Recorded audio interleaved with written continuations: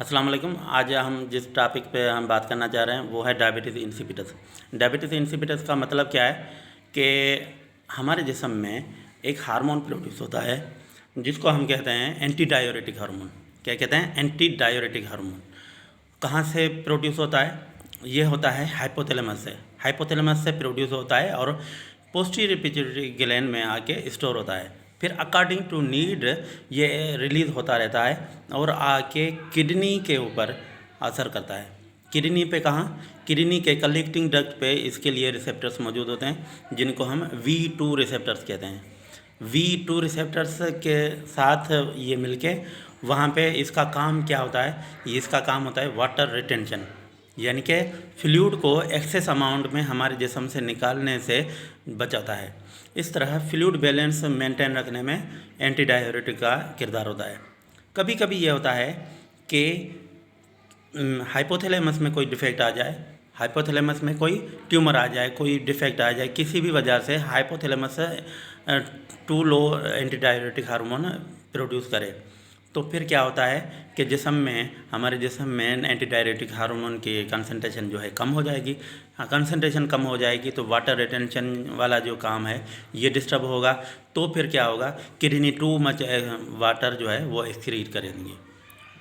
दूसरी किस्म की क्या होती है? इसको नेफ्रोजेनिक डायबिटीज़ इंसिपिटस भी कहा जाता है। इसमें क्या होता है कि किडनी के कलेक्टिंग डक्ट पे जो रिसेप्टर्स मौजूद होते हैं जिनको हम V2 रिसेप्टर्स कहते हैं, वो कभी कभी रेजिस्टेंट हो जाते हैं ADH को, यानी कि एंटी डाययूरेटिक हार्मोन को पहचानने से मना कर देते हैं, इनकार कर देते हैं। फिर क्या होता है?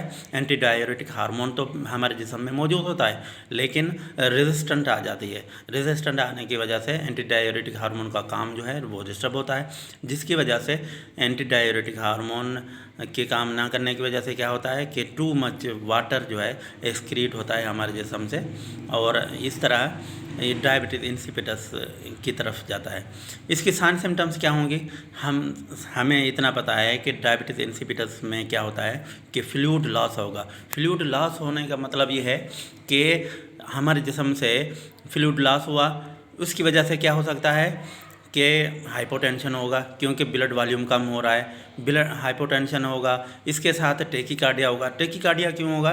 कि जब हमारे जिस्म में फ्लूइड लॉस हो जाता है, फ्लूइड कम होता है, तो हार्ट को लगता है कि शायद मुझ में कोई कमी है, जिसकी वजह से जो टिश्यूज़ को जो है ब्लड सर्कुलेशन प्रॉपर अंदाज में नहीं हो रही। फिर क्या होता है? हार्ट जो है ज़्यादा बीट करता है, पंप ज़्यादा करता है। पंप ज़्यादा करने की वजह से टेकीकार्डिया की तरफ पेशेंट जा सकता है। टेकीकार्डिया अगर अनकंट्रोल हो गया तो पेशेंट में डाई विद इन सेकंड्स और विद आफ्टर सम टाइम्स। इसके साथ और क्या होगा? हमारे जिस्म में फ्लूइड लॉस होगा और सोडियम जो है वो रिटेन हुआ, तो इसको हम कहते हैं डायबिटीज़ इंसिपिटस की वजह से हाइपरनेट्रेमिया हो गया। हाइपरनेट्रेमिया होगा तो हाइपरनेट्रेमिया की वजह से क्या हो सकता है? सेल श्रिंकेज होगा, और ये अगर ब्रेन की तरफ कॉम्प्लिकेशन गई तो वहाँ पे सीजर्स और ये जो है फिट्स वगैरह भी हो सकते हैं, क्योंकि फ्लूइड ना होने की वजह से जो है सोडियम टॉक्सिक होता है हमारे जिस्म में।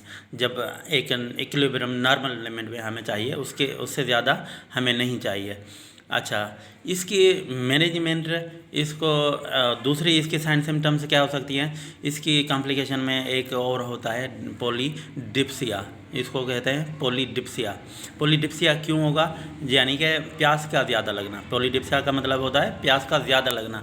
प्यास क्यों ज़्यादा लगेगी? जाहिर सी बात है, हमारे जिस्म से फ्लूइड लॉस हुआ तो हाइपोथैलेमस को ट्रिगर जाएगा, एक मैसेज जाएगा कि हाइपोथैलेमस, क्योंकि हमारे थर्स्ट को भी कंट्रोल करता है, तो इस तरह हाइपोथैलेमस के पास एक मैसेज जाएगा कि you have to work extra. तो हाइपोथैलेमस थर्स्ट को एक्टिवेट करेगा और टू मच आपको प्यास लगेगी। प्यास लगने की वजह से क्या होगा कि आप टू मच आप वाटर भी ले रहे होंगे, लेकिन डायबिटीज़ इंसिपिटस की वजह से फ्लूइड लॉस होता रहेगा, जिसकी वजह से और क्या हो सकता है, वो भी आपके हाँ डिहाइड्रेशन हो सकता है, स्किन ट्रगर जो है वो ज़्यादा हो सकता है, और कॉम्प्लिकेशंस स्किन से रिलेटेड हो सकते हैं। म्यूकस मेम्ब्रेन जो है वो हमारा ड्राई हो जाएगा क्योंकि डिहाइड्रेशन हो गई है। इसके बाद क्या होगा, इसमें और मैनेजमेंट में क्या आएंगे, सबसे पहले आपने सोडियम को मॉनिटर करना है, सोडियम को मॉनिटर करना है। इसके साथ साथ आपको फ्लूइड बैलेंस को मेंटेन रखना है।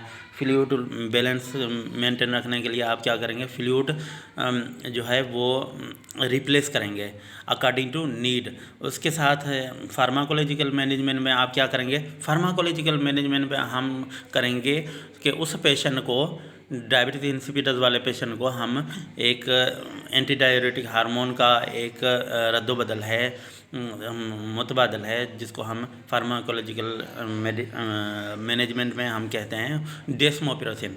डेस्मोपिरोसिन एक मेडिसिन आती है, वो हम देंगे उस पेशेंट को, ताकि वो एज ए एंटी डाययूरेटिक काम करेगा, और इसकी मैनेजमेंट इस तरह होगी।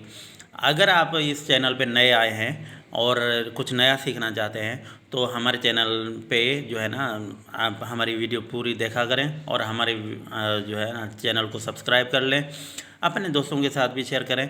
और तब तक के लिए अगले टॉपिक में हम एक और टॉपिक लेकर आएंगे, बहुत इंटरेस्टिंग, एंडोक्राइन डिसऑर्डर में एक और इंटरेस्टिंग टॉपिक लेकर आएंगे, जिसको हम कहते हैं SIADH। SIDS में बहुत ज़बरदस्त इसमें टॉपिक्स हैं, बहुत अच्छा ज़बरदस्त टॉपिक है, ख़ास तौर पे नर्सिंग वालों के लिए, NCLEX की तैयारी करने वालों के लिए, MOH की तैयारी करने वालों के लिए, और जो भी कम्पिटिटिव एग्ज़ाम्स हैं नर्सिंग से रिलेटेड, उनके लिए ये बहुत ज़बरदस्त टॉपिक्स हैं। Thank you.